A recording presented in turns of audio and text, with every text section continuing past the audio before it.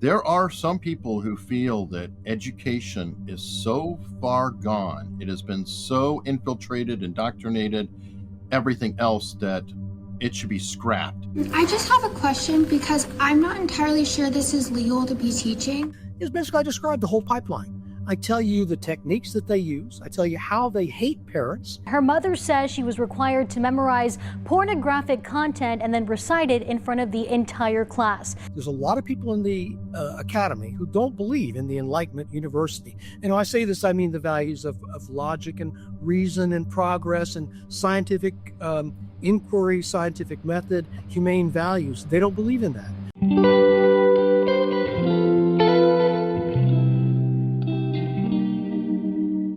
All right, we're joined today by Dr. Stanley K. Ridgley.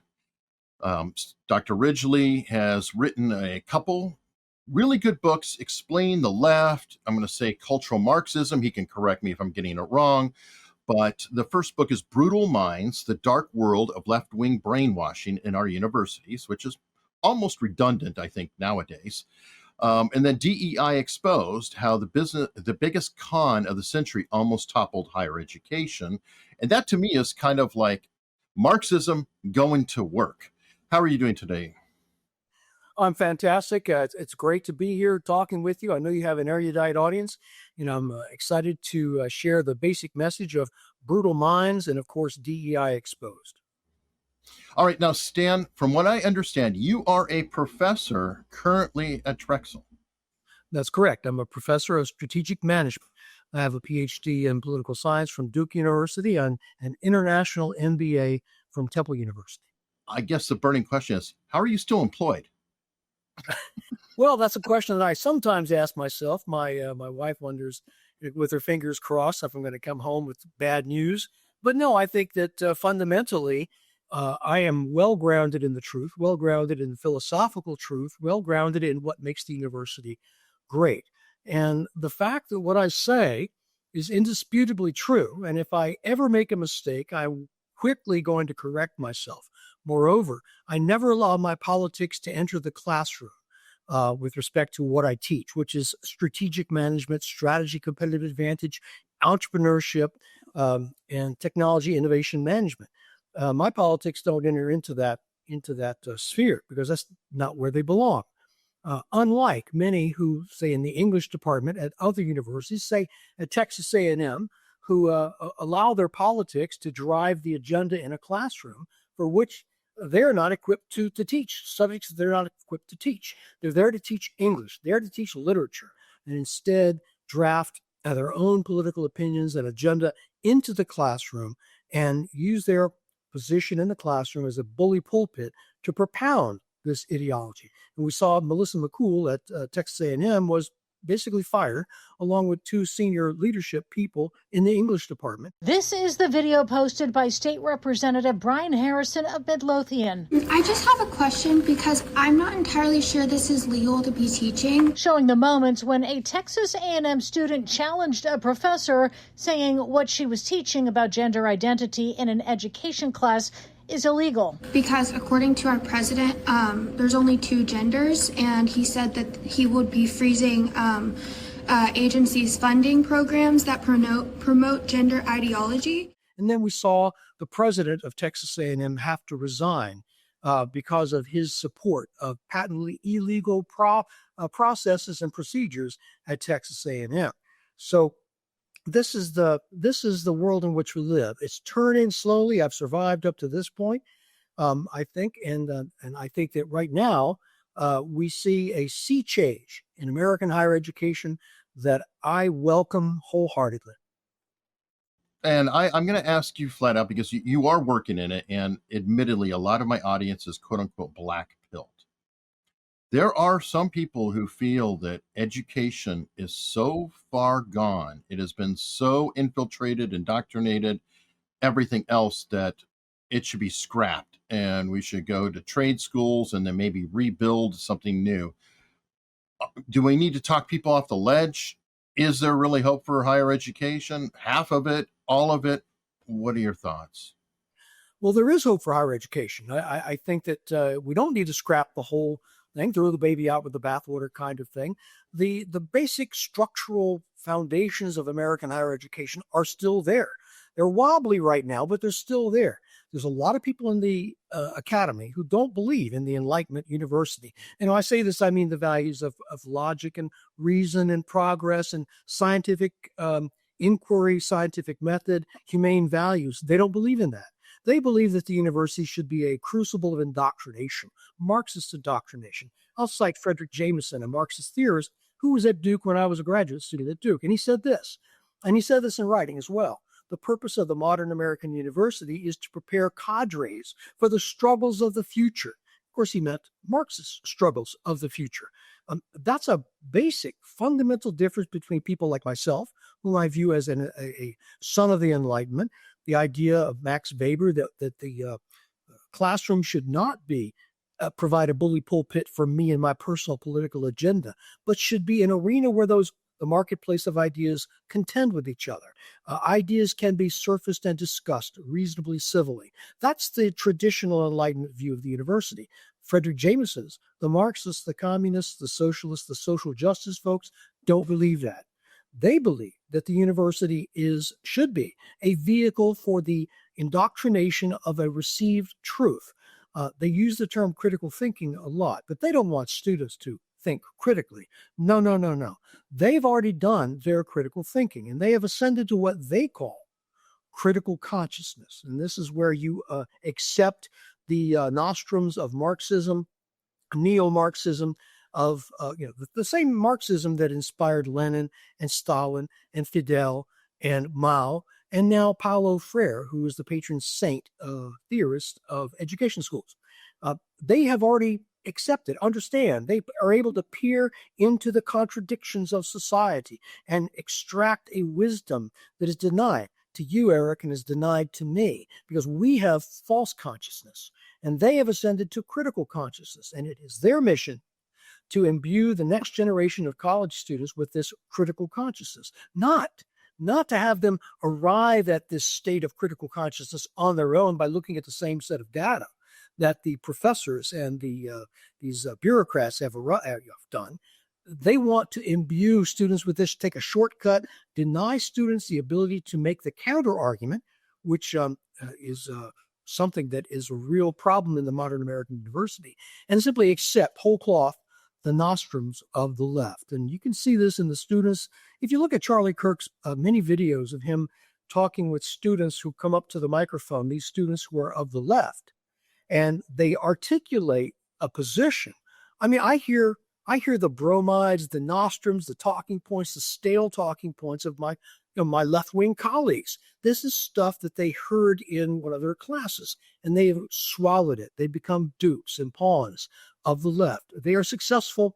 They are successful acolytes of this critical consciousness without any inkling that there is another side of the argument, one that has long since debunked what they're saying and doing with respect to this left-wing critical consciousness. But they have no way to articulate that. In that sense, it's very Orwellian.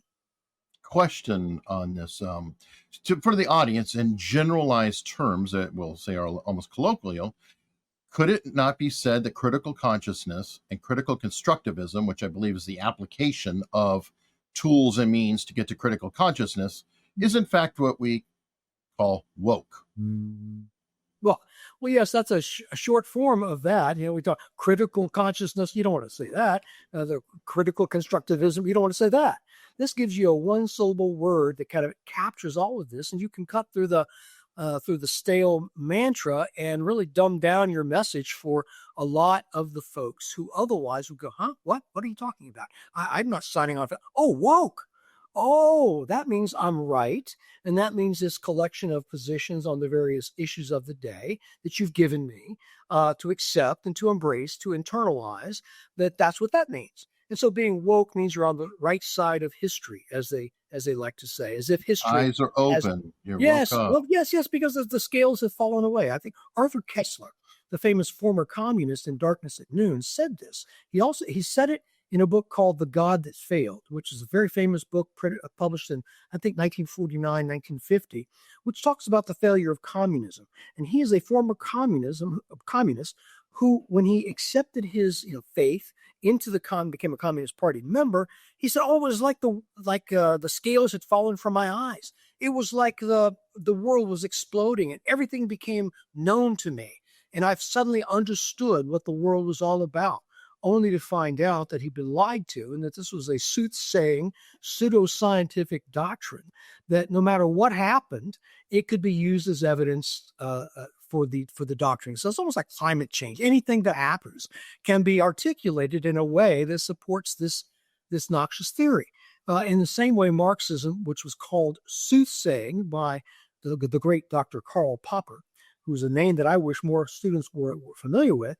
I have some issues with Popper. One specific issue, and that's the tolerance of intolerance. And Oh yeah, we have that philosophy has gotten a little bit out of hand, and a lot of people use Popper to justify freezing speech because of his principle in there. So I just want to point out that I never heard that.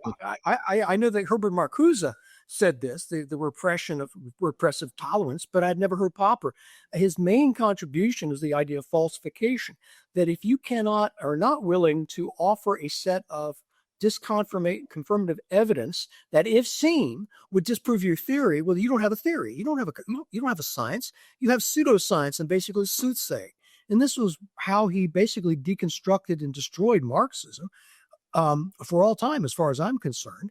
And people, when they hear this, they kind of scratch their, they don't understand that Marx, when he was in the Capitol, when he was asked, well, what's the communist society of the future going to be like? What's the blueprint for it? Well, the only thing he said in all of the Capitol was the society would be constructed according to, quote, a settled plan, end quote. And that's the only thing he said about that. The idea that he had offered us this utopia is basically false. A land of milk and honey where I can hunt in the afternoon, I can fish in the morning, and I can sleep soundly at night. And I think it's from each according to his ability to each according to his need, which is basically the first articulation of equity. All of this is nonsense. It's soothsaying. It's pseudoscience. And poor students who hear this and don't hear the other side of it, don't hear, Milton Friedman or Ludwig von Mises or Friedrich Hayek or even Greg Mankiw, a more recent economist, or George Stigler. They don't hear these Nobel Prize-winning economists completely debunking and destroying the Marxist framework. Is a part of the problem, I'm just curious on this, and I've often wondered, an issue of scale, like what you just quoted, each according to their means or ability and the means or whatever, would apply to a family, for example. Like if you have a family, everybody pulls their own part and then it works great. But that doesn't scale. You can't use the economics that work in a family where, there's blood and different things, and then scale that to the whole town, and then scale that further to a whole city, and then scale that further to a whole country. Is that possibly part of the problem? Like the communist or Marxist principle, and that works okay when you've got mom, dad, the children, a cousin, whatever in a family unit, but again, doesn't scale. I'm curious. Yeah, it's a small scale. You have to have everyone there who signed on to the issue. And a family, as from a mother, father, ideal family, mother, father, maybe 3, hopefully 4 children, and they're all children. We have to understand that there's a boss in the family, 2 bosses perhaps, and the children are being taught and they're growing, and eventually they leave the family when they become adults. Well, one hopes, and they become participative, productive members of our society. I do believe the only real experiment where this communist societies actually worked would be in the kibbutz in Israel, where it's kind of a large extended family kind of situation. Well, we have to realize that's a very special situation with people who all are of a particular religious faith. And they have all agreed to live in this kind of almost a self-sustaining small society. And that's about as far as you like that, right? Amish are Sorry? a little that. How about the Amish? They're a little like that, I'm right? not that familiar with the Amish, but I do know. I will tell you the one thing I really respect about the Amish is they're great business people. Mhm. They are fantastic. I'm not sure. They don't think they live communally and that kind of thing. They simply have a wonderful family complex, and they're very wonderfully supportive of each other. That's the extent of my knowledge on that. But yeah, I do think it's a matter of scale. Once you begin to get a society that is so complex, where information is diffused, as Friedrich von Hayek tells us, diffused amongst hundreds of thousands, then millions of people, there's no all-father government functionary who can make decisions that are, one, correct, and two, fast enough to administer that society. This is the problem that the Soviets found out. This lack of information, and one of the problems that the Soviets also found out, which Mamdani in New York will find out eventually, is that whenever you strip away, when you try to fix prices or give away stuff that's not free, you basically denude prices of any informative value, any information they might contain, which is basically prices allowed to fluctuate according to supply and demand. It communicates to us, hey, if there's a small supply, producers have to produce more. If there's an oversupply, the price comes down and the supply is reduced. Well, when you strip away that and you simply arbitrarily price something, I think that's a good price, just price, we'll give it a just price. Suddenly, that price has no meaning. And you guarantee shortages. If it's something is high demand, we just guarantee a shortage because people line up for, boom, it's gone. And the Soviets found that out about the price of bread when they priced bread at 35 kopecks for a loaf of bread. And that price remained the same for decades. And they were very proud of that. And they would advertise that 35 little kopecks for a loaf of bread. The bread was crap. It contained sawdust when you could find it. But the result was basically shortages. And there were what are called bread lines. And I will tell you, Eric, when I went to the Soviet Union in 1988, when it was still the Soviet Union, I actually sought out and I found a bread line. And I stood in that bread line for about an hour.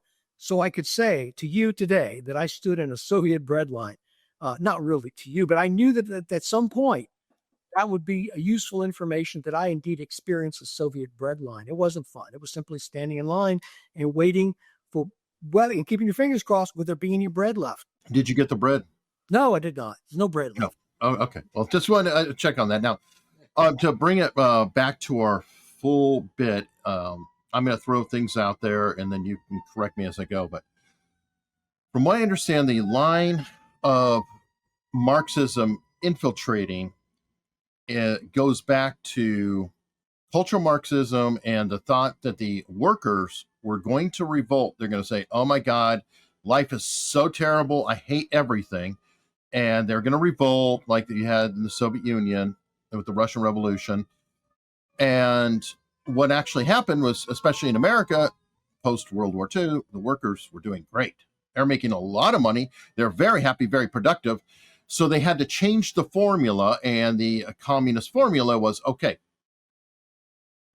America has a race problem. So we need to focus and wedge in on race and use race as our way to split society and move forward. Now, am I completely off track, or is this a fair snapshot of history? It's indeed a fair snapshot. In fact, they've been very explicit in borrowing from Marx and talking about his notion of class consciousness, the idea of what separates us as our class. Well, then they said, well, we're going to not use that. They don't use that very often anymore. That we're going to say, race and gender. And we're not going to say class consciousness. We're going to say, as we mentioned earlier, critical consciousness. And so when you achieve class consciousness, that means you are at the highest stage of Marxism, where you understand the contradictions within society, as Mao Zedong said. You can peer into the dark underbelly of society and see the oppression and the oppressors and the oppressed. Well, we're simply going to transfer that to race and gender. And so when you attain critical consciousness, this means you understand that race is all pervasive in society. You elevate this, or I should say that you'll hear this often. When you hear this, you're dealing with BS. It's the idea of, well, we're going to look at society with a racial lens. Okay, you've heard that before. We're going to look at with a racial lens. Well, what you're doing is basically codify your confirmation bias. That means we're going to look for whatever it is that will substantiate this theory I'm talking about. That's the racial lens. I want to show that everything is coordinated and connected to race, and that it is this racial view of society that should reign supreme.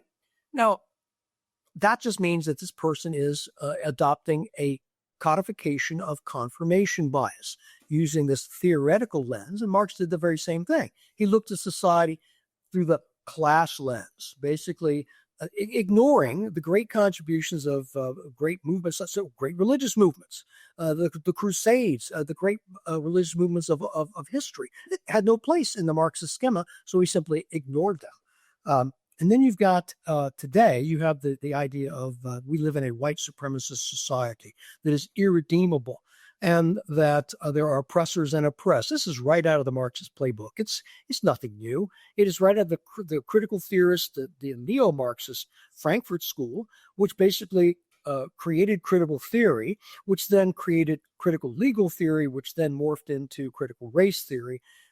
And for them to deny there's no connection with Marxism, this is terrible. No, it's clear. The lineage is clear. And they say this when they're talking to each other in their private conversations, which I'm privy to, since I'm a member of several of these organizations, including the National Association of Diversity Officers in Higher Education. Believe it or not, it's called NADOHE, is a group that does this. And so I'm a member of that organization. They're raking in a pretty penny. It cost me $475 to join it. But now I have access to their books, to their articles, to their conference proceedings. And this is the kind of thing that they talk about. And basically, I should say that this neo-Marxism is also laundered through a very bizarre form of racialism that is borrowed from Minister Louis Farrakhan's Nation of Islam, and a really strange kind of a cocktail of a primitive ideology. The idea that white people are racist by birth, that you don't need to know anything about a white person's personal history, education, parenting, upbringing, location where the person is. You don't have to know anything like that. All that matters is the color of a person's skin, and you can tell all you need to know from that. Sounds like supremacists. Well, it certainly does. It certainly does. And the fact is that this is the doctrine that is propounded on the college campus. Now, of course, they don't talk about Louis Farrakhan's Nation of Islam, but this is the doctrine, the primitive racialist doctrine that they've embraced. It's kind of thinking like Farrakhan light. Okay. Who brought that over? Was that Angela Davis or Marcuse? Who brought that into the mix?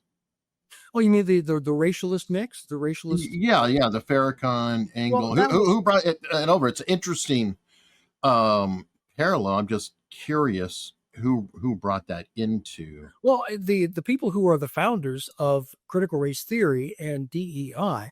This began around 1989 in the summer, and you can see this in a book by Richard Delgado and Stephanie Stefanchik. I think her name is Jean Stefanchik.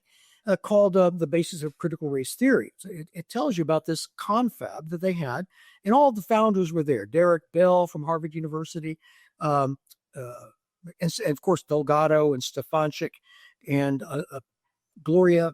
I can't think of the last name right now, but all of the major founders of critical race theory were there, and this is where they launched this whole program to infest American higher education and call it critical race theory. And say that, well, it's just another perspective. It's using the racial lens. And there's no one who really says, well, actually, we're going to borrow from Louis Farrakhan, his notion of, the secret relationship between blacks and Jews, which is one reason why DEI does not support Israel, does not support the Jewish people on campuses. There's this influence, this anti-Semitic influence that has infested DEI. And it's pretty clear cut. There's really no argument about it. It's not up for debate. What we should be debating is what we're going to do about this.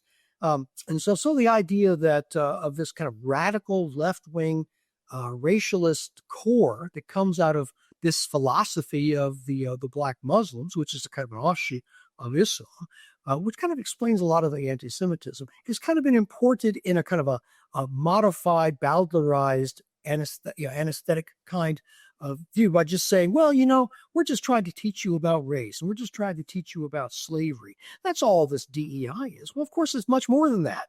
They're not doing that. If they're doing it at all, it's kind of a bizarre notion. Well, this doesn't. I'm sorry. Doesn't this go back though? If I recall, that was one of the hammers the Soviet Union would use against the U.S. You have a problem with black people. Look at that, and they had all kinds of videos, etc., just showing that we essentially were one step away from the plantation. We were so abusive, and some of it justifiably. Obviously, the civil rights movement did happen, and things like that. But a lot of this is being adopted by the Soviet Union, and also, correct me if I'm wrong, wasn't the Soviet Union the first one to recognize Israel? But then when Israel chose the United States as a partner, the Soviet Union was pretty peeved, and Stalin turned against Israel. So even a Soviet doctrine, they're not really happy with Israel, and by extension, some would say Jews. Yes, the Soviet Union was indeed the first country to recognize Israel, thinking it could be potentially a great ally in the Middle East. I mean, irrespective of the fact that the Soviet Union has a large anti-Semitic cast to it, along with really not caring for people of color in the third world, despite the official, the official come one, come all brotherhood of man doctrine of the Soviet Union. And indeed, the Soviets did take advantage of the racial strife in the United States, embracing Marcus Garvey, embracing Paul Robeson, embracing Richard Wright, a lot of black intellectuals, some who went to the Communist Party, others who pulled back and saw after they saw what was going on, and that the Soviet Union was really no friend of people of color. Richard Wright is one of the writers who went and came back and said, no, I'm not going to be part of this.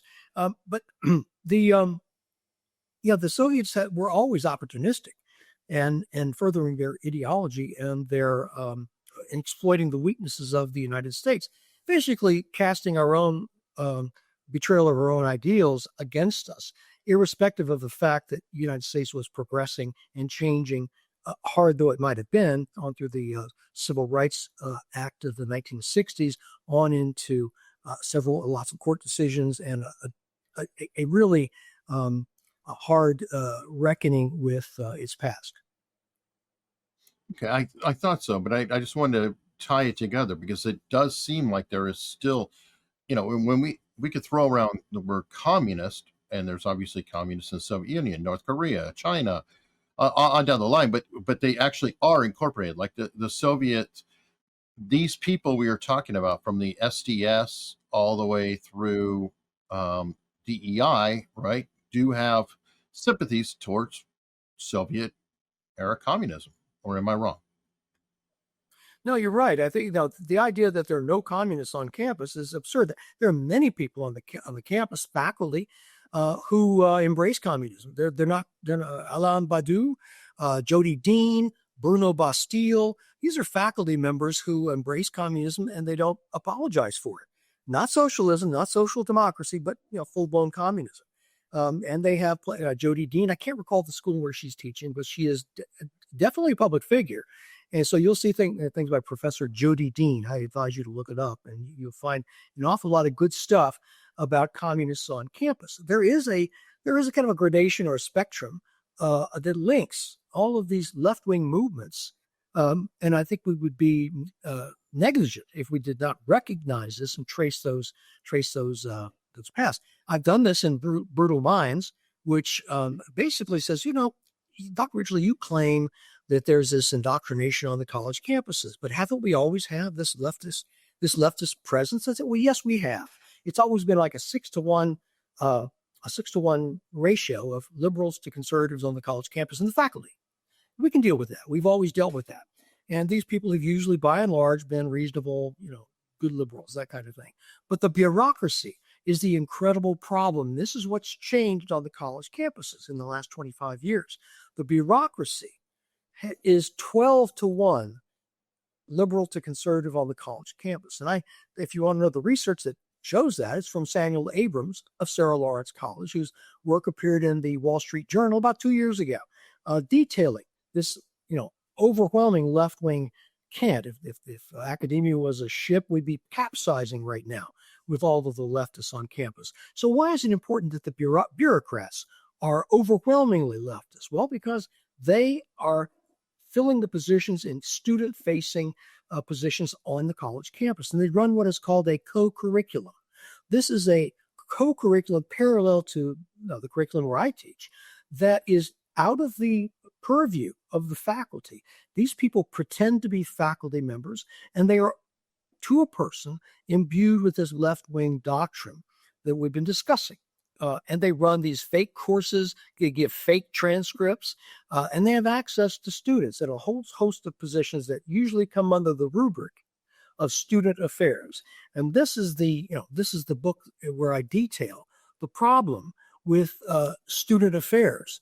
And this is the pipeline of people that comes out of education schools, because education schools are the ones who train bureaucrats who then move back into the university in positions of authority, like educational leadership is a program that is offered, PhD or master's in educational leadership. Good news, though, the University of Nebraska in the last week announced that it is ending its educational leadership program and firing about 17 faculty members who teach and taught in that program.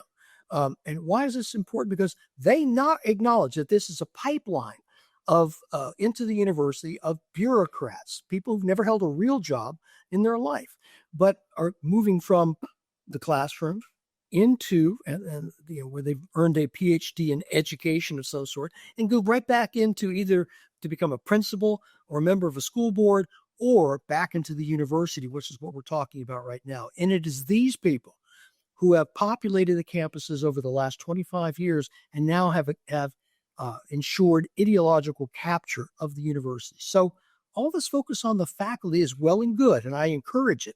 But I think we need to be aware that I call them louts. They're half-educated, modestly educated louts whose ranks have been swelled in the last 5 years with a bunch of modestly educated folks who call themselves DEI officers. But it doesn't stop there.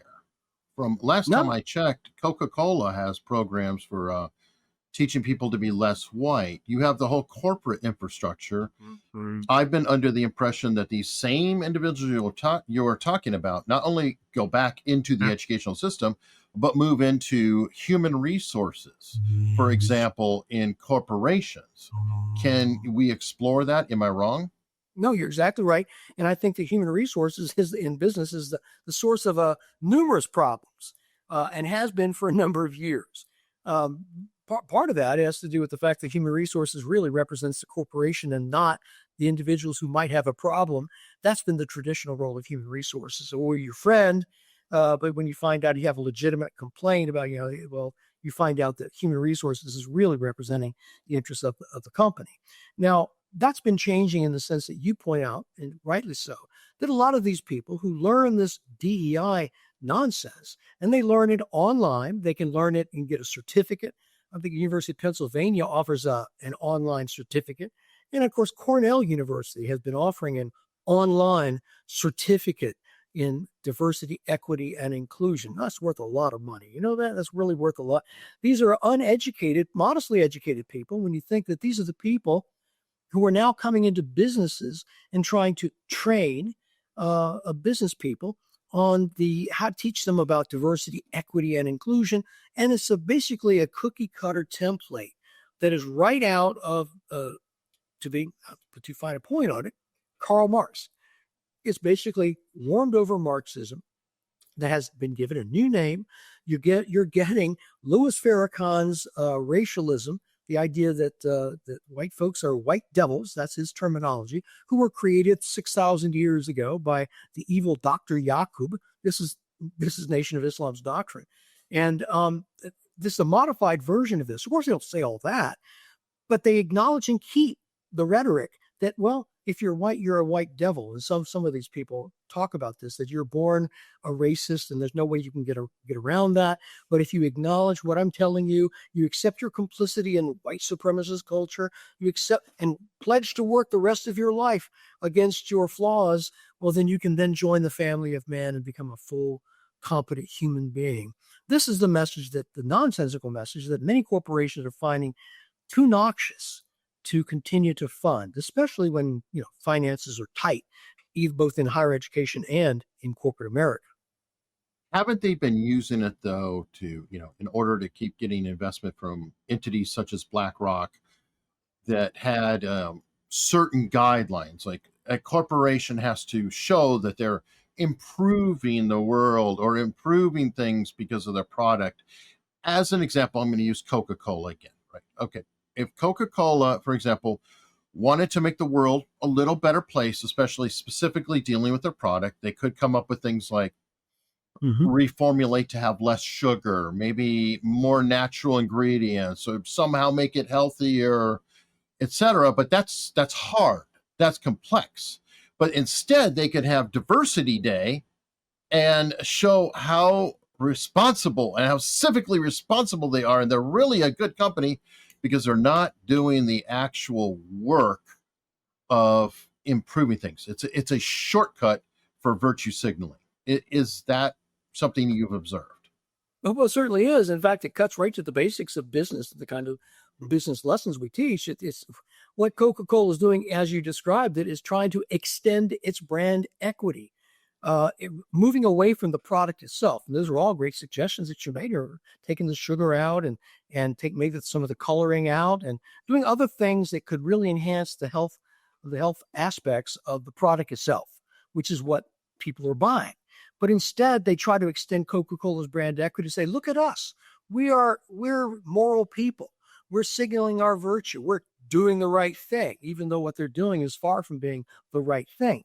And so that's the mistake that a lot of firms do when they try to extend their brand equity, which sounds very official, sounds very, very business-like. Well, it's always a mistake, without exception. We saw what happened with Bud Light, the idea that we're going to, Alyssa Hannerscheid, a Harvard undergraduate and a Wharton Business School graduate. I heartily recommend my own business school, which is right across the street from Wharton, over that, because what she did was a mistake that any undergraduate could have told us, could have looked at this. This is bizarre. It's crackpot. We're going to be a beer that we want, and there was no reason to mess with the brand, the Bud Light brand. No reason to mess with it. It was already a market leader. But we're going to take this beer, which has an overly fratty image. No research showed that. I mean, whatever that means. And we're going to make it, quote, more inclusive. Well, any undergraduate can tell you that a brand is exclusive. You have what's called the target market segment, and we're targeting our product to this market segment. The more people we try to get to drink our beer by muting and diluting our message, the less successful we're going to be. And it's even worse, too, because in my opinion, the people they were targeting wouldn't drink Bud Light if you held a gun to their head. They would drink wine drinks, hard drink. They're not Bud Light drinkers. They're not people who enjoy the Super Bowl. They're not. They are the complete opposite audience of who might actually drink the product, which is insane. Well, Jaguar did the very same thing. They had some alcohol advertising guys. Someone put together a brand new advertising campaign for Jaguar, the car.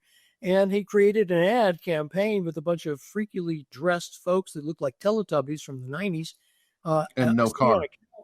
And no picture of the car.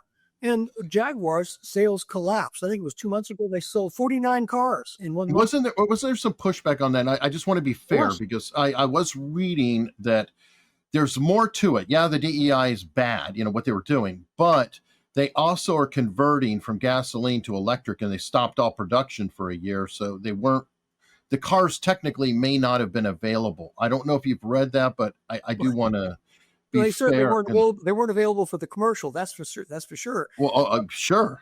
But no, I can't expand upon that except to know that they're selling cars, and they were sold 49 of them 2.5, maybe 3 months ago. That was the last I heard and read about that failed ad campaign. But Cracker Barrel is another example. Tone deaf coming up with, I actually saw someone say, well, this is a wonderful, wonderful change for Cracker Barrel to change this august brand, legacy brand that's been in place for 45, 50 years. And we're going to make it more modern. And then what they came up with was very, basically sterile image. Oh. You say, well, this is what's motivating. Well, the problem with that is that you've taken an iconic brand, one that's not just a brand logo, but it's become iconic. It's almost like Harley Davidson, which violates. Another one. Yeah, it violates Tractor Supply. Yeah, they violate all the principles of today's marketing. Now, if you want to start a new restaurant, the new Cracker Barrel logo might be appropriate, but you don't take something and destroy it for no reason other than some recently graduated MBA's preference to say, hey, I want to make my mark on this legacy brand. So I think that you're correct in your initial articulation that, and going back to it, I've kind of diverged from that. But I do think that there's with respect to corporate America, there's an over influence of these types of people who are recently graduated. And this is the kind of person that's coming out of Harvard, coming out of Wharton, coming out of schools, who are bringing their social justice mantra into the real world, a real world in which they have no real experience on how, and mistaking their mission, not to sell beer to customers, not to sell tractors to customers, not to sell Jaguars to customers, but we're going to change the world in a way that is ideologically compatible with what I learned in college. And it's failing. It's failed miserably. I wonder if anybody, and I'm blaming the corporations and board of directors who are stupid enough to hire these people and let them run rampant. The first question should be, we'll use Cracker Barrel for an example. Do you eat at Cracker Barrel? When was the last time you ate there? What does your family think of Cracker Barrel? Because if you're going to make statements about it, I don't know if I'm getting into Chesterson's fence here, but I kind of feel like it's similar in that principle. It's like, why is Cracker Barrel in existence? You said 45 years. Well, 45 years is actually a long time for a corporation. You teach this. I think the average lifespan is like 20 years on the outside before they're bought up. That's just the logo. That's an incredibly long time for the logo. It's in existence. The company's been in existence a lot longer than that. Right. Okay. So there we go. And that's what I'm saying. So you really should look into the nature here. It's been longer than that. So that's generations of people who have continued to choose to eat there. Shouldn't you really have a deep understanding of the business and who the customers are before you determine what things should be? Or am I off my rocker? No, know your customer is in your audience for your marketing message is one of the fundamental bedrock: product, place, price, promotion of marketing. You have to look at the product. You have to, why do people buy my product? Can they find it? How are we promoting it? These are fundamental marketing decisions. And so Walmart for example, has had a terrible track record over the last 20 years in making terrible marketing decisions, trying to be something that it is not. Okay, they even had back in 2005, a marketing campaign where they're going to advertise Walmart fashion in Vogue magazine. And they're going to spend $850,000 per issue for, I think, a year and a half's worth of issues, for a big, multi-page spread for Walmart fashion. Now, as well as I do that you got two circles right here. One is Walmart customers. The other is Vogue magazine subscribers. Sure. And you talk about just no Venn diagram there. There's no overlap. There's no overlap. And maybe a little bit for the customers who run by Walmart to get toilet paper but sure, hide the bag when they come out of there. That's not knowing the customer, not knowing what we are all about, and you're bringing new people in who don't want to learn and who don't respect the brand and don't respect tradition. And that is this lack of respect is something that I've seen too much of. All right, before we leave this, because I think it's a great example, and you may agree, and it's not even DEI. It's just a matter of incompatible philosophies being put together. Would be the story of J.C. Penney, and I think it was Ron Johnson from Apple who took over. Is that maybe one of the best examples out there of he took this philosophy. I mean, Apple, biggest company, most, dollars per square foot retail space, high dollar. He took that whole philosophy that was so successful and he applied it to this traditional business of J.C. Penney, where he said, okay, you know what? This is ridiculous. All these sales, it's up and down. It's just all over the place. One price, and it's going to be a fair price, and everybody's going to flock to the stores, and everybody stayed away. Well, J.C. Penney is that guy, Ron Johnson, who came from Apple. He actually tried to transport the template directly onto J.C. Penney, up to and including what he called a jeans bar. He had a genius bar at Apple, and he had a jeans bar. That didn't fly. But talk about trying to replicate your success in a venue over here and doing it somewhere else where where it's just not going to work, without bothering to find out how you sell the products that J.C. Penney was selling and what the audience was, who buys their products there. Terrible. I think Walmart did the very same thing, where you've got people they hire periodically, and I teach this in one of my classes, cases where you had a guy come in and said, what we're trying to do is we're trying to open up the market, the shopping space, and we're going to put less merchandise out, but we're going to sell more of it. That's a hard lesson to get these people to understand. And the idea we're going to put less merchandise out on the shelves, but we're going to sell more of it. And there was no linking reason or logic to it. And within 2 years, they fired that guy, and they brought back a lot of the products that they had expunged from Walmart. They even changed their motto from everyday low prices to save more, live well, or something like that. Well, they brought back the old motto instead of we can't acknowledge a mistake. It's not going to be everyday low prices. It's going to be low prices every day. Oh, thank you.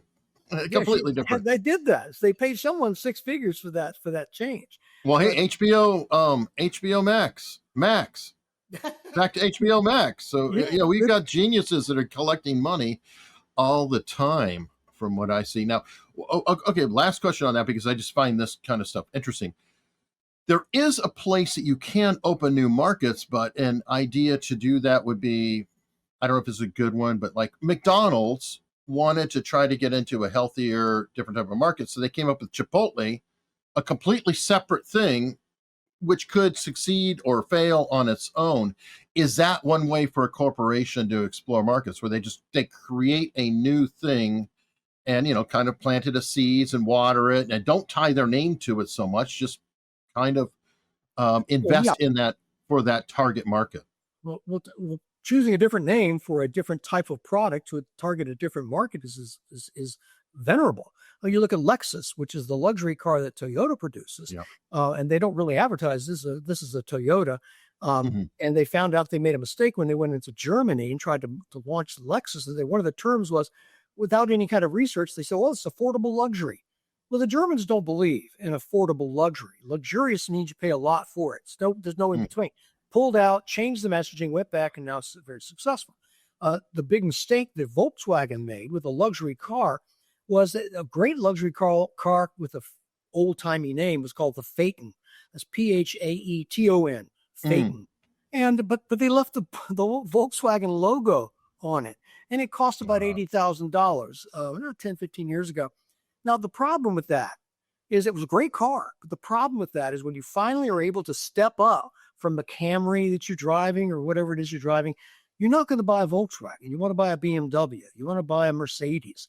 So now I can afford a luxury, quasi-luxury car. I'm going to buy a Volkswagen. Didn't fly. And so the Phaeton basically failed. So you're exactly right on this. The idea that you start a new brand. Bud Light could have done this with Dylan Mulvaney. Sure. Could have started a new brand.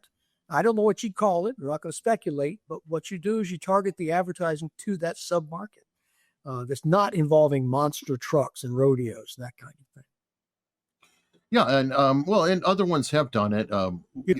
Using beer, there's a lot of those low carb twists that are out there, and they're not exactly the same as Bud Light. Bud Light is almost Bud Light was like just the standard of beer. Like it's just like, I want a beer. Here's a Bud Light. It was almost to that level. It was just generic Americana. Whole way, but not like Yingling. I consider Yingling to be more Americana now than like Bud Light, but it doesn't matter. I tell you, when I first heard of Ying, I love Yingling. I should tell you, when I drink beer, I love that. But when I first heard of it, I'd never heard of it. It's a Philadelphia brewery, oldest brewery in America. It Yes, sounded like a Chinese Marcus beer, too. Chinese beer, like Yingling, the two pandas that were I saying. agree. You It remember took me that? forever to figure out how to when you Yeah. look at it, you're like, why you Ian? How the hell? So finally, I heard somebody say it enough times that I We can't need, do it. Eric, we need to rename that beer because it's unfamiliar, and make a mistake, Yeah, we'll call it Quaker beer. How's it going to go There over? you go. There you go. All right. Well, I want to circle back around to the university, and I want to bring it to current day because I feel like I'm hoping that the rhetoric and everything has increased in ferocity because they're losing. But as an example, and this is happening before Charlie Kirk, I feel like Charlie Kirk is everything at a head, where you have, in my opinion, voices that are throughout the universities and other schools. I think even lower education. I went to high school in the 80s and I came out a borderline communist from everything I was taught in there. Um, they do not want a message to get in. And somebody like a Charlie Kirk who goes on campus and interacts directly with the students when they've not been getting an alternative viewpoint is a very dangerous person.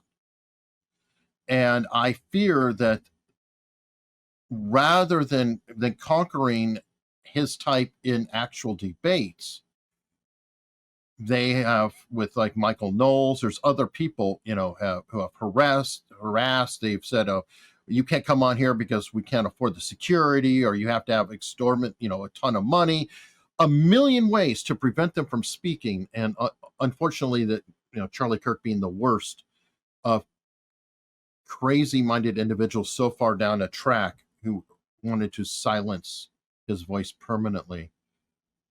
Do you feel like things may be changing where more voices can actually be heard, or are we just getting started with the worst of what's going on? Well, first of all, I want to agree with you that Charlie Kirk presented them with a conundrum, presented universities with a conundrum because he would establish an arena on a college campus with his tent and his amphitheater in the case of Utah, University of Valley, Utah, where he would engage students one-on-one in debate. Anyone who wanted to debate him could do so. And they would have papers, they would have their phones, and he would be sitting there saying, I'm just going to debate you in a civil conversation. He was very kind, he's very generous, and he was always very forceful. And the university hates this sort of thing. When I say universities, the bureaucrats, well, they're just kind of there, skimming their sinecures, skimming their large salaries, but the faculty don't like this at all because I think students have been robbed in many cases, as I mentioned, of the counter arguments that have been made that have really called into question a lot of the doctrines that they've been force-fed over the years, over the last couple of decades. I had an economics student in one of my office hour sessions, and a really bright student. And I said, "Oh, so you're majoring in economics?" I said, "In an alternative life, I probably would have done that." Well, tell me, what do you know about certain economists? And I asked him about, Adam Smith. He said, no, I hadn't read any Smith. I asked him about Carl Menger, asked him about Ludwig von Mises, Friedrich von Hayek, Milton Friedman, Thomas Sowell. Hadn't heard of any of these. Had not heard of any of these. He had heard of John Maynard Keynes, Jeez. which is not a surprise here. And so I was aghast that this is an economics major. This is not just one of my students. So I gave him a list of books that he could look up on his own. He's going to do that. And I said, so if this economics student is being deprived of, no, it's not being deprived, it's simply not being told. You can go out and buy those books on your own, but will you, if you're a college student? Probably not. Right. My argument is that you're paying the school a lot of money, an exorbitant amount of money for a lot of people, and that is supposed to teach you all this. So the fact that somebody could be an autodidact or whatever and go buy the books on their own and get better educated, I think is frightening.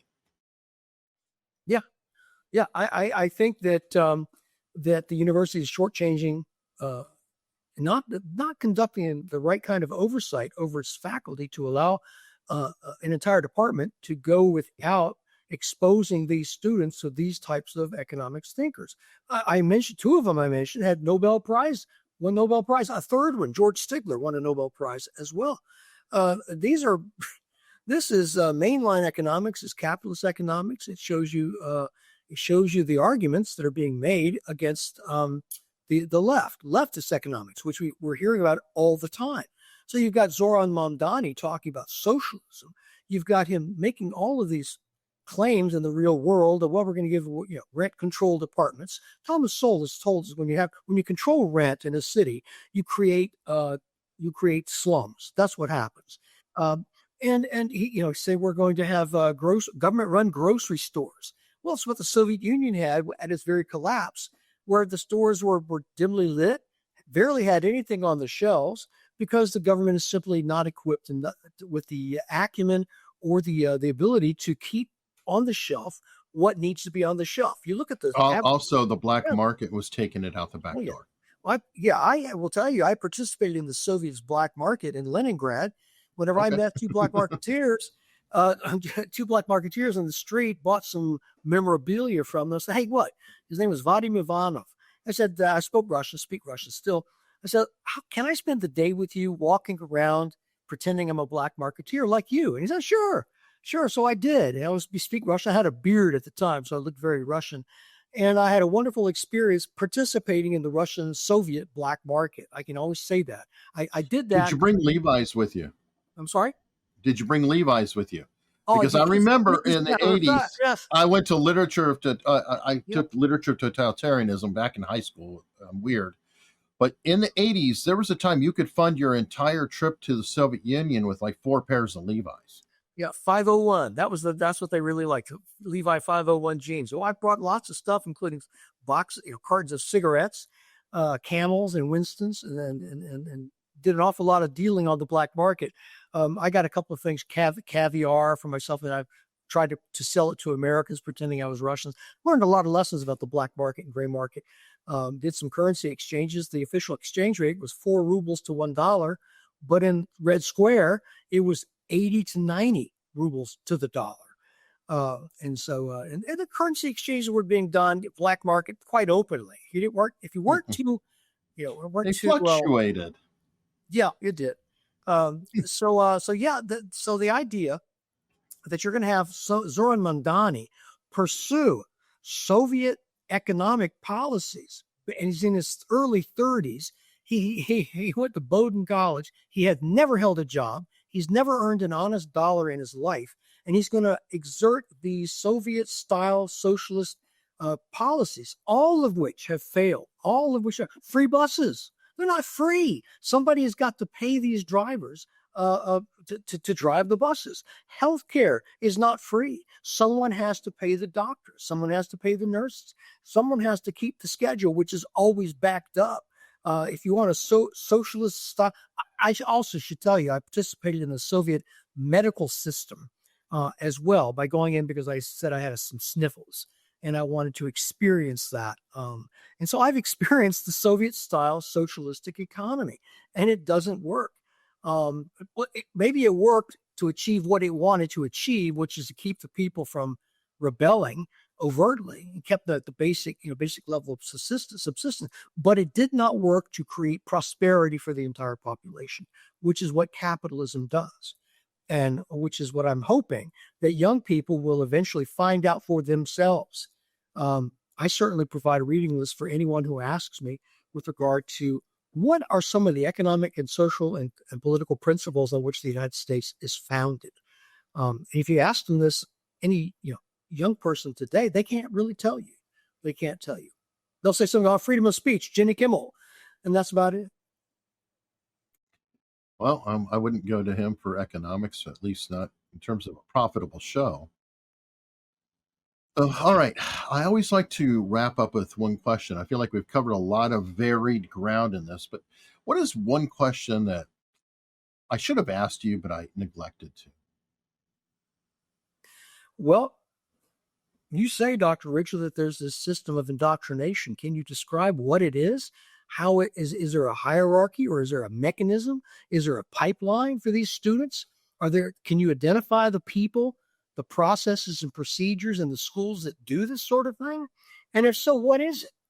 Okay, well, the fact is that everyone's always saying this, but no one really ever says, okay, this is how they do it. Well, in Brutal Minds, the book right here is basically, I describe the whole pipeline. I tell you the techniques that they use. I tell you how they hate parents. They have names for toxic parents, helicopter parents, would-be college students. They tell parents to stay away. We've got your students now. And so they go through they being the bureaucracy in the first weeks of school, for freshmen especially. And they say that this is a time we want to put out our message, because this is a time when students are frightened, they're in a new situation, and they're ready to hear. This is what they say in the literature. I quote this in Brutal Minds. And so they say, okay, number one, it's a three-stage process created by Kurt Lewin, who was an MIT sociologist back in the 1940s. It's called unfreezing the belief system, changing the belief system, and then refreezing the belief system, because this is what the brainwashing wants to do. This is what they want to do, change the student's belief system from one that is grounded in traditional, perhaps even religious learning from home, and transform that into one that is receptive to critical consciousness. That's what they say. That's what cults do, by the way, if we're going to. That certainly is. In fact, there's a whole cult literature on this. Margaret Singer and Richard Ofsha, who have studied this outside of what we see on the college campus, but have studied cults and they're studying the Moonies and how they create a warm, accepting atmosphere. I will tell you, the facilitators on the college campus, and this is on almost all college campuses where there's a student affairs group running their orientation, they will try to establish trust with a student. They'll say, we want you to make yourself vulnerable. That's their quote. Make Safe yourself spaces? vulnerable. Yes. Oh, yeah. Make yourself vulnerable. We want you to self-disclose and establish this atmosphere of trust where there's no reason to have trust. I don't know these people. I don't know you. Why should I trust you? Well, what they want to do is get the student to drop his guard by offering unqualified acceptance, which is exactly what cults do.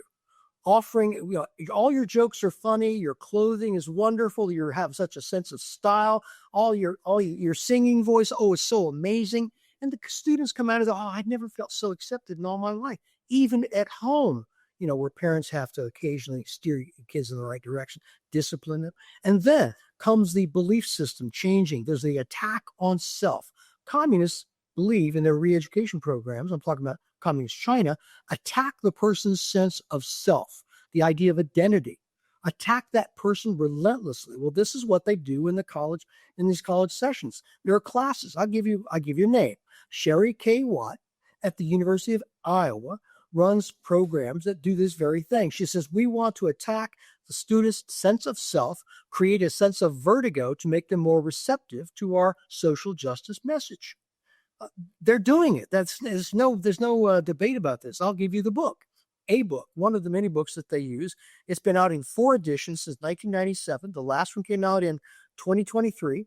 It's called Teaching Diversity and Social Justice by Marianne Adams and Leanne Bell and a couple of other authors that have been working on this. And they acknowledge the 3 stages where they create a sense of trust for students. Then they attack the student's sense of self. They give them new information, they like to call it. And then they rebuild the student and give him lots of activities to perform to make this new ideology stick. And so there's no backsliding. That is the college brainwash. In my book, Brutal Minds tells you who's doing it. It gives you names. It gives you sources. It gives you schools. It tells you everything you need to know about the pipeline of brainwashers that education schools have created and continue to feed into both the private sector, meaning business, and both into K through 12 education and on into higher education. It's quite clear, and I detail all of this hierarchy and this architecture. It is really a question on that. These people who are doing it, they're well educated. I mean, I guess we'll say in that regard. I'm wondering, Are they true believers or useful idiots, or a mix of both? And I want to qualify that, because I mean, you've got the true believers. For example, the Rosenbergs, that true believer, not going to confess, went to the, literally went to execution, believer, believe, believe. Then you have like all the people around who are just kind of used to propagate things. Like, as you put it, everything's written down. It is literally describing brainwashing, thought reform, pick your term, and they're repeating the process. Are they so themselves brainwashed into this, or are they in such a cult mindset where it's saying, yeah, we're using these techniques because it's the right thing to do. We're changing the world by using these bad techniques. We're raising an army to make everything better. Which is it? Are they true believers or useful idiots? There's like a spectrum of folks. There's lots of useful idiots out there who are modestly educated, probably not all that bright, but they believe that they have been ushered into the realm and the arena of people who know. They believe themselves to be university people. These are not faculty. These are the bureaucrats who run these, advising. They run various coordinators, admissions coordinators, that kind of thing. And they receive a master's in education, and they get to teach a class. Someone gives them the authority to teach a class and use their master's degree. And these people are basically have a narrow education, but they think that they have been ushered into the realm of the blessed. Thomas Sowell calls it's called the vision of the anointed. They believe that they have been ushered into this realm of critical consciousness. It's the term they use, critical consciousness. And because of this, they tend to look down on people like yourself and me who have this false consciousness. We've not been ushered in. And the evidence that we will have ascended to critical consciousness is that we'll agree with them. Now, there's a higher level of people in the faculty, and they're in the education faculty, who basically hold their nose and teach this stuff to a bunch of mediocre people, because education schools, let's face it, are the bottom feeders of higher education. They pay a lot of bills because they get a lot of people in there. If you have a pulse, you can get into education school. And these are people who are susceptible to this kind of message that is basically warmed over Maoism, Marxism, that is advocated by a fellow by the name of Paulo Freire. You may not have you've heard of Paulo Freire. Paulo Freire was a Marxist/Maoist whose book Pedagogy of the Oppressed is like the Bible of education schools. And his influences exceeded far beyond his acumen, and most all his techniques that he preached or taught from Brazil, he was a Brazilian, come from Mao Zedong's education theory. I mean, almost verbatim. It's the idea of this liberated, transformative education, liberating education, and giving people critical consciousness. And this has really infested education schools to the point where these education schools are almost total losses. It would take an awful lot of pulling up by the roots to get rid of these people and to repopulate our schools with prudent pedagogy, so to speak. So the people who go through education schools are dupes, generally speaking, and they go into the bureaucracy. Now, the smart ones will get their PhD in this sort of nonsense, and they'll go into academia, where they've still not earning an honest dollar, but at the very least, they understand methodology, they understand quantitative, evaluator, sampling, that kind of thing, and they're not stupid. But whether they would go to the electric chair for their beliefs in this nonsense, I don't think they would. In fact, I've seen enough of these DEI people who have done a 100-degree turnabout publicly, not privately, but publicly, where they're we can't have the racial preferences, we can't have this, you know as well as I do, they're faking it, and they're keeping their fingers crossed and staying hunkered down under the radar until the next administration comes in and decides that, DEI is okay. It's not against civil rights law, et cetera, et cetera. So it's a mixed bag. I think many of these people are just dumb. I hate to say it, but they're just dumb. But they believe they're incredibly intelligent because this doctrine has an intoxicating effect on people. Number one, I've never heard this terminology before. Critical consciousness. This guy, I'm going to interrogate my ideological opponent. This ideology, this jargon was created by the Frankfurt School to mask the Marxism. They did this explicitly. In fact, I've got the correspondence between Walter Benjamin, a member of the Frankfurt School back in the 30s and 40s, his correspondence with Philadelphia's rabbi Gershon Schalem, where Schalem said, "Oh, this is Marxism." Oh, whoa. Walter Benjamin said, "Well, we don't want to use the M word. And that's why we don't want to use Marxism. We prefer to use critical theory, because they said this. You can even talk to Stephen Eric Bronner over at Rutgers University at an email exchange. He says this. He's a critical theorist. He said, yeah, because Marxism was too politically toxic, like kryptonite. We couldn't use that. They couldn't use that. They had to come up with a different name, and the name they came up with, neo-Marxism, was critical theory. But to the uninitiated who don't understand this history, it sounds so wonderful. It sounds like you're being initiated into a priesthood where you get to use this jargon, and the average person doesn't know what the hell you're talking about. Well, that's not a downside for them. That's a credential for them. And so I think that this is, so you can see it's kind of a mixed bag of almost like a secular mysticism that these people are engaged in. Okay, so I don't know. I'm being probably a little hyperbolic, but to circle all the way back around when I said, about keeping universities around or not, could one solution be eliminate any program that has the word studies in it? I say this in Brutal Minds, and the idea that if you really want just a quick and dirty way to identify where the radicals are, look for the studies moniker attached, like science studies is one, peace studies, women's studies, black studies, social studies. Well, the thing is that, like science studies is one. People don't realize that science studies people. Number one, there are no scientists in it. And number two, they're trying to delegitimize science. That's what they're doing. There's no scientists there. And they're basically borrowing the prestige of science to try to something important to say about science. And their big shtick in science studies is the fact that Werner Heisenberg's uncertainty principle basically disallowed one of Isaac Newton's laws. And that means nothing is certain. That means there's no law is not a law. It's like, the fact is that that's only valid as they have a subatomic level. And so we find that Isaac Newton was wrong at a subatomic level, which really doesn't impact someone's life who's trying to be a plumber or a carpenter or even a college professor or a podcaster. I think you've hit on this idea that for a quick and dirty tell, if it's got studies on it, cock an eyebrow and squint.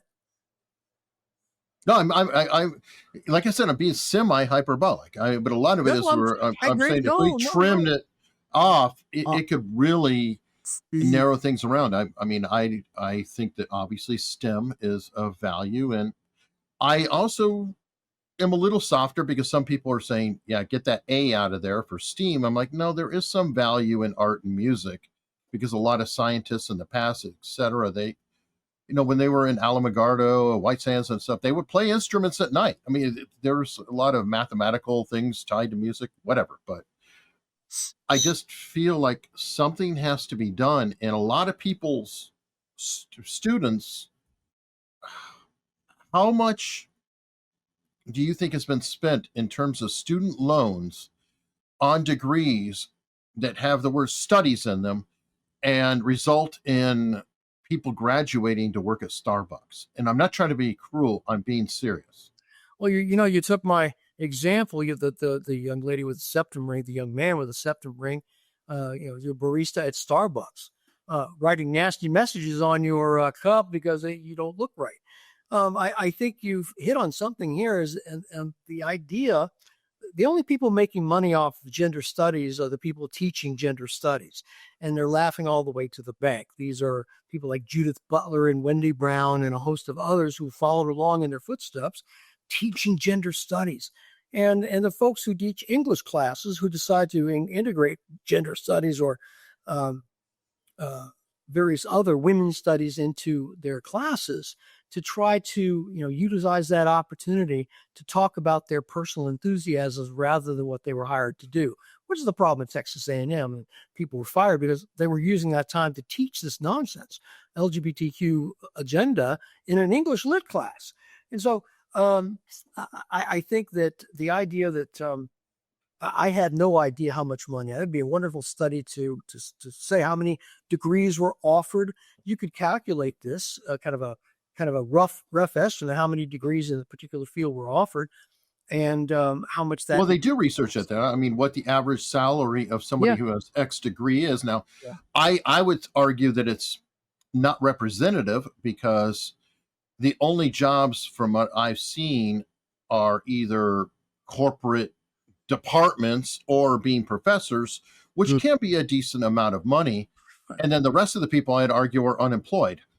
Yeah. So how do you factor that when, well, if you take only the employed people, they're going to be making a higher level because it's artificially inflated? Or am I? Yeah. Oh. No, yeah, I think you're right, because the fact is, in the old days, whenever you got a sociology degree or an English degree or a history degree, you were getting a solid education with regard to other Sure. aspects. Liberal arts. Yeah. Yeah, and so you could go into, and you came from a good school, you could become a business person. You could perform most any job that require intellect and, being savvy about the world, about civilization. Sure. Now you don't get that. You don't get that in gender studies. You're getting this because we had so many generations of people going through the programs and then getting hired to teach the programs themselves. You're getting pretty much a discount version of history. You're getting this racial lens, gender lens. You're getting oppression studies. You're getting grievance studies, which basically you're not getting, because these people don't pay attention to the people that they should be teaching, because they're not really worth talking about if they were wrong. You know what I mean? It's like, why should I teach? You mentioned something about Popper. Why should I teach Karl Popper if he was wrong? Why should I teach Karl Menger because he was wrong? Why should I teach any of this economic that was wrong? Why should I teach any of this philosophy? Robert Nozick. Why should I teach, David Hume? They were wrong. So I'm going to just kind of brush the surface of this, and then spend the base, I would say, the remainder of my class talking about the people who matter, the people who are, Judith Butler's gender bender. We're going to talk about various, Wendy Brown, her partner, who's a influential political scientist, I think, sociologist at Berkeley. We're going to talk about them. We're going to talk about Michel Foucault. Robin DiAngelo. Robin DiAngelo, thank goodness she's been kind of expunged. She made her millions, and now she's probably retired in Jamaica. But the fact is, we're going to talk about these people. We're going to talk about the Pierre Bourdieu. We're going to talk about Alain Badiou. We're going to talk about these socialists who have important things to say. But we're not going to talk about the people who have already looked at them and debunked them, and let the chips fall where they may. I will give you an example of someone who proved the point that I'm making right here. There was a PhD from someone in an education school at Harvard. I was doing research and I came across his dissertation, which was an experiment with high school students. There was basically a course on social justice at this private high school, and there were two sections taught. And he decided that, in one section, we're going to give students a defense of this type of ideology by Peter Singer, who's a very famous Princeton evolutionist, et cetera, et cetera. He believes in killing children in the womb, that kind of thing. Peter, and we're going to look over here and we're going to talk about Ayn Rand, of all people, and we're going to present her essay from 1974 on educational freedom. So you've got the deck stacked already with a modern day guy who is still teaching, who's still with Ayn Rand, who is a controversial figure. An essay from well, he evaluated which class said, well, which argument was best. Well, the class that had the Ayn Rand was fully convinced, almost that Ayn Rand had the better argument about cultural pluralism, about intellectual pluralism, as opposed to the didactic pontificating Peter Singer. And the guy interpreted the results as being, well, we need to focus more on something that will make Peter Singer's argument. Right. So we got to get rid of that other argument. Exactly. Obviously, that's the problem. Exactly. Okay, this is one other case that I don't know if it's the exact same thing, but Roland Fryer Yeah. went through that himself, and he researched crime studies and lethal force used on blacks in America. He himself is black. He's from a family that has had issues with crime, and he went into the study, and he has admitted he went into the study deliberately. He was going to show how bad racially, crime stats, everything was going on in terms of blacks getting harmed. When he conducted the studies, he had a bunch of interns. Everybody did all the research, and he found it was the complete opposite of what he thought. So he scrapped everything, and he did it a second time. Yeah. That's a common... because he's trying to be very vigorous. Right. And his reward for being vigorous, for challenging his own notions and everything else is, well, the president of Harvard was Claudine Gay, I believe. I think Roland Fryer was up for the position, and he has been frozen out of any career development or advancement in any way, and has been kind of pilloried by the academic community. He's an economist, right? I believe so, yes. Yeah. I've heard Harvard economics professor. Yeah, I've heard a lot about him. It's just incredible work by this guy, and the fact he's just, evidence, traditional science, scientific inquiries, it gives results that you don't like. Well, the typical response of the university is to just basically, quell that. Don't give it a voice. Just basically ignore it. Hope it goes away. Hope he goes away. That, unfortunately, is where we are now. I think that's going to be changing here. I think with this administration, we're going to see far more transparency with universities and far more fair play. Which is great for 3 years. But as you said, a lot of people are waiting around. So how do you make long-standing changes that will actually potentially last over time? Because you've admitted a lot of people are just waiting it out, keep their heads down. The second this, administration changes, right, boom, they take right back over. You may see some of these people are being hired right back after it. They're breathing a sigh of relief. They got rid of all that constitutional legalities nonsense. Civil rights law. So tedious. Yeah. All right. Well, what we will be exploring, and I recommend to everybody, is Brutal Minds, the dark world of left-wing brainwashing at our universities, as well as DEI Exposed, how the biggest con of the century almost toppled higher education. There's links to both of these books in the description, and I hope you guys consider checking it out. Stan, Professor Ridgley, thank you so much. It's my pleasure, and I hope your audience checks them out too. I really do. You take care.